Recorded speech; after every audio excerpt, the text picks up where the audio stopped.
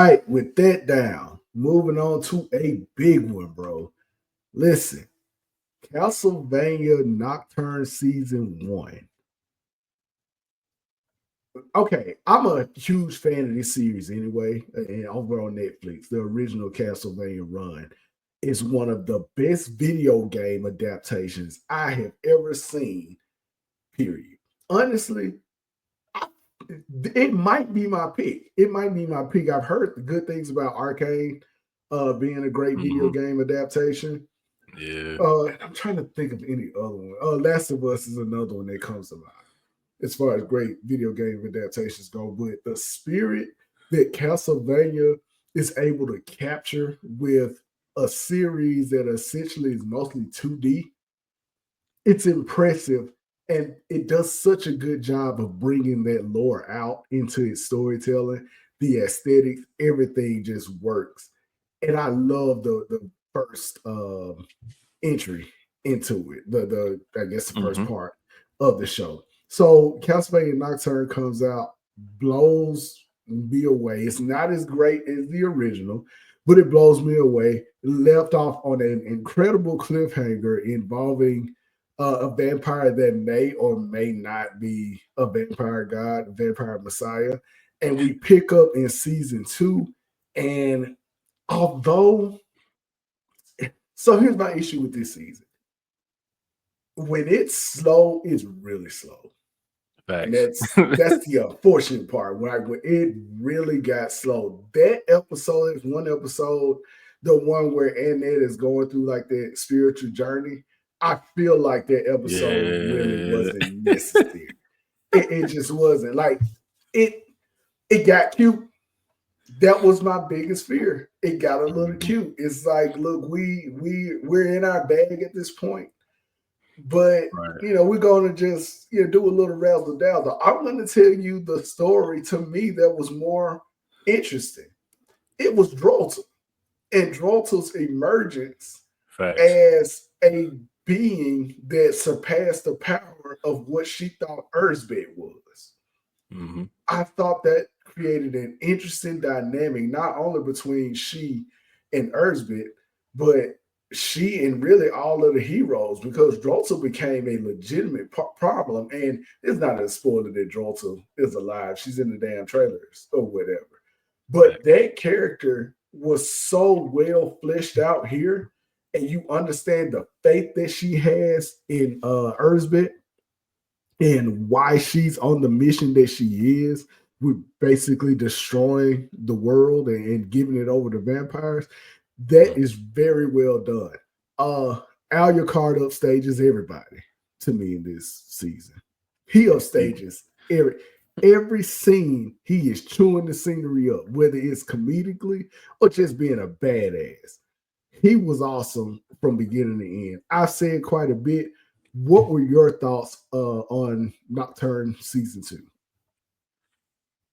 Um, yeah, bro, that in that episode, man, they got to give you some filler every now and then, man. They Right. got to kind of not give you all the action at once. They got to, let you go to sleep a little bit so something could wake you back up. Mm-hmm. Um, Agreed. Drosa was definitely a problem. I did appreciate her little flashback, and we got to see why she was as dedicated as she was.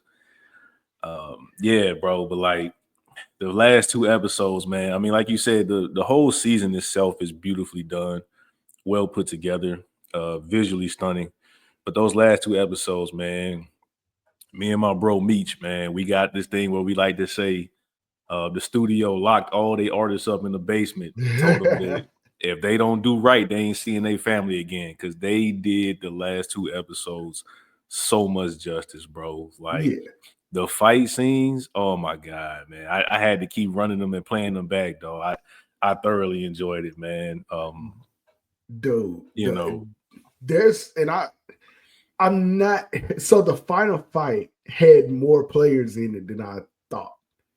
I'm right. not going to give away who all is a part of the final fight. I will say this: it's not Dracula, which was my biggest theory coming in, that Dracula was going to return. Unfortunately, that wasn't the case. But the fight that I did get, I really enjoyed.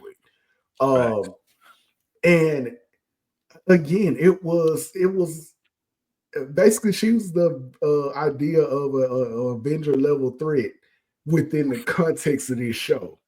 And that means everybody had to come together and whoop that ass. And Everybody. it was some good action.